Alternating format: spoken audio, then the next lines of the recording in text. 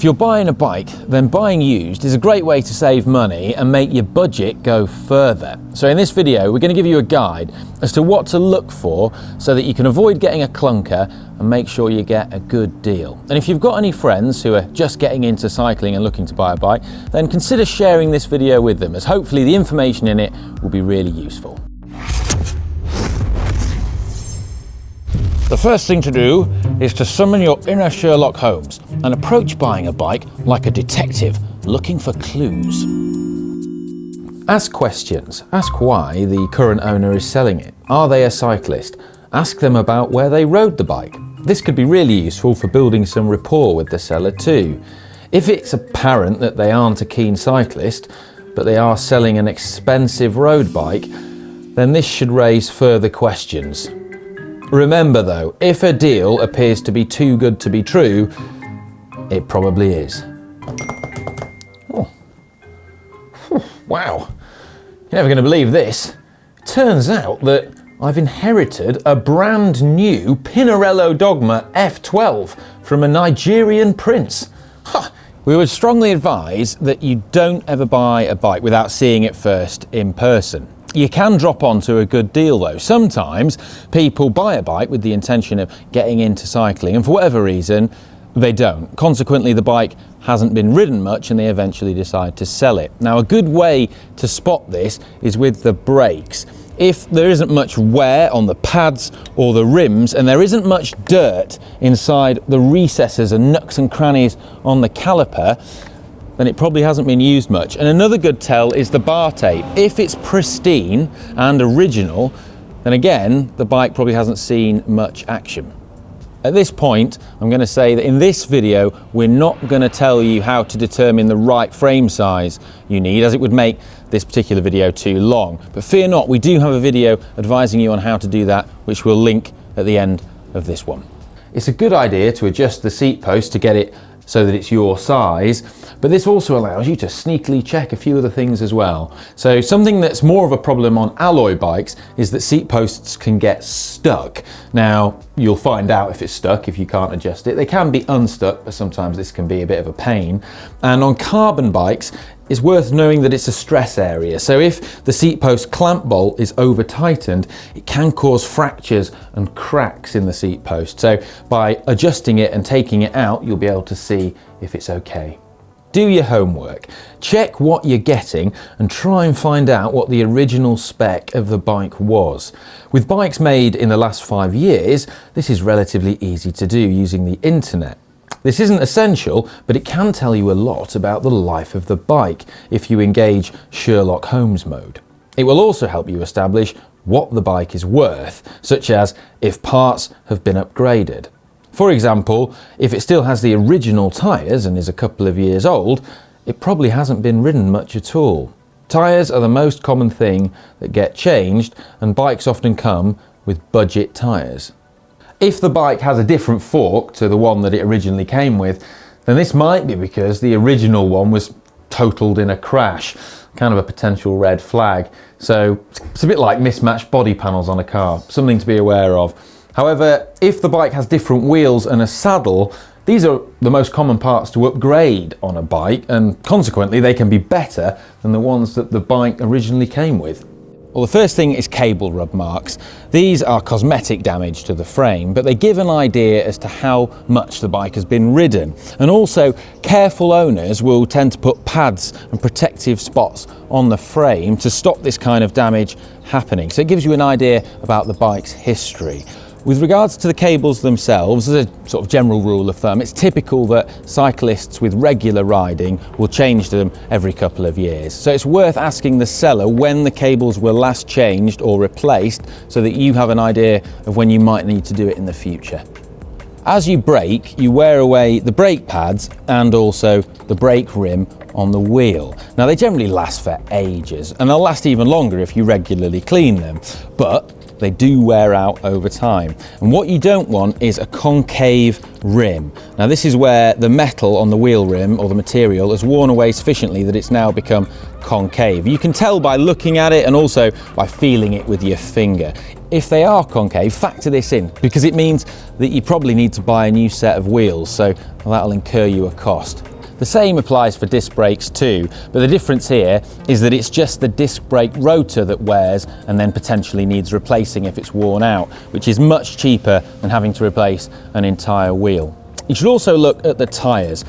Obviously some wear is expected, but look to see if the tread is completely worn out, and look for big cuts and holes in the tyre as well, as this will mean that they probably need replacing.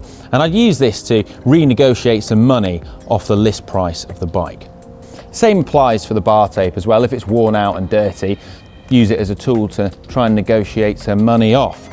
Now next up, we're going to look at the drivetrain. The drivetrain refers to the chain rings, the chain and the cassette on the bike. Now these components wear out over time and you can expect to periodically replace them. But a good way to check the chain, see if it's okay, is using a simple chain checker tool. You can pick these up in bike shops for a couple of quid and they're a worthwhile investment. The chain checker tells you if the chain has been stretched, and it's really easy to use. You just slot it in and it tells you like that. Opie's chain is okay. Now, if the drivetrain is worn out, then you may get some skipping and jumping of the chain on the cassette. And this is usually apparent when you're putting out quite a lot of torque. So, for example, if you're cycling out of the saddle. It's not the end of the world though. As I say, these parts can be replaced.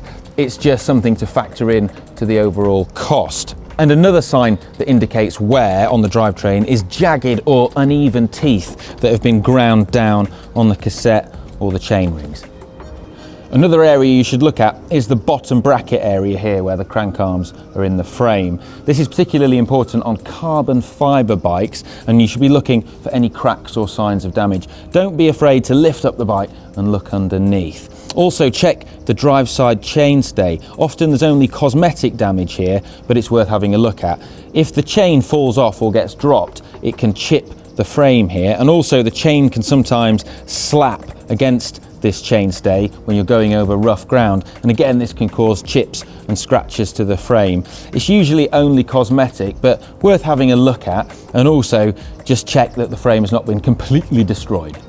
The next thing we're going to look at is the bearings to see if there's any play in them. If there is play in the bearings, then it means that they usually need replacing. First, the headset bearing. So the way that you test this is you put the front brake on, stand over the bike like I'm doing now, and rock it forwards and backwards. Now if there's play, you'll feel it moving against the steerer tube, against the frame here, and you can usually see it. Fortunately, there's no play in this one. To see if there's any play in the bottom bracket bearing, the sort of axle of the bike, then put your hand on the crank arm and try and move it like in this direction. And if there's play, you'll feel it. Fortunately, again, no play in this one. And lastly, look to see if there's play in the wheel bearings. The way to do this is to grab hold of the wheel, both the front and the back one, and just try and pull it from side to side. And if there's loads of lateral movement, if the wheel moves like this loads, then there's play in the bearing that might need to be addressed. Now if you just quickly engage Sherlock Holmes mode, then if you consider someone who's been riding around on a bike despite the fact that there's play in the bearings, then they probably haven't taken very good care of it and they probably don't know what they're doing. Elementary. You should always check if the wheels are true, and by true we mean straight. Now if the bike has been crashed or has ploughed into a large pothole, it can cause the wheels to become wonky, and you can check this by simply spinning the wheel and watching how the brake track moves relative to the brake pad, and you look down the length of it like that. Now this wheel's nicely true, but if it's not, it's really easy to tell. You'll see the wonkiness in the wheel as it moves like that. If the wheel is slightly out of true, it's not the end of the world. It's something that can easily be fixed in your local bike shop for around £10 or whatever your local currency is. Although it is something that you should factor in to the list price of the bike and use as a negotiating tool. The same applies for disc brakes. When you spin the wheel, the disc rotor shouldn't rub against the caliper. And if it does, it can suggest that the disc is actually slightly bent and wonky. Again, this is something that can be fixed for not too much money, but factor it in. If the disc is slightly warped, then, well, you'll be able to hear it going tick, tick, tick, tick, tick, tick, every time it tracks past the pad. How can you tell if a bike's been crashed? Well, I'm going to tell you about the signs of crash damage. Now, it might be obvious if a bike's been crashed if it's in like a million pieces, but I'm talking about the more subtle things. So firstly, the rear mech. This is a classic, right? If you've got a big scrape on the rear mech here, well, it's a good sign of a crash. Now, bikes are a bit like buttered toast. They tend to land business side down. Weird, but keep an eye out for that. Another one is on the saddle. On the edge of the saddle here, if there's a scuff, then that can also be a good sign that the bike's come down. And also on the shifters here and the bar tape. If the bar tape is ripped on the edge and there's scratches on the shifter, that suggests the bike has had an impact. Scuffs on the shifters, saddle, and even the rear mech are usually just cosmetic though. So if you filter through the gears and there's no skipping or jumping and it's all working correctly, then it's probably nothing to worry about apart from the fact it's a little bit unsightly. Other things to be more concerned about are to do with the frame. So a classic thing is a top tube strike. Now this is caused when you crash that the handlebars swing round quickly and strike the top tube like that. Now what you can do is actually turn the bars so that they touch the top tube and then look at that particular point on the top tube and see if there's any damage there. If there is, it could be something to be worried about. Another thing, and this is more common on alloy or steel frames, is if the frame has actually been warped or bent. Grab a tape measure, or if you don't have a tape measure, you can use some string. And what you want to do is measure from the rear dropout here to the top tube on the same place on each side of the bike. The two distances should be the same. If they're not, it can suggest that the frame is warped or twisted. And if it is, it's best just to walk away. Try and take the bike out for a quick ride. Just down the road should be sufficient.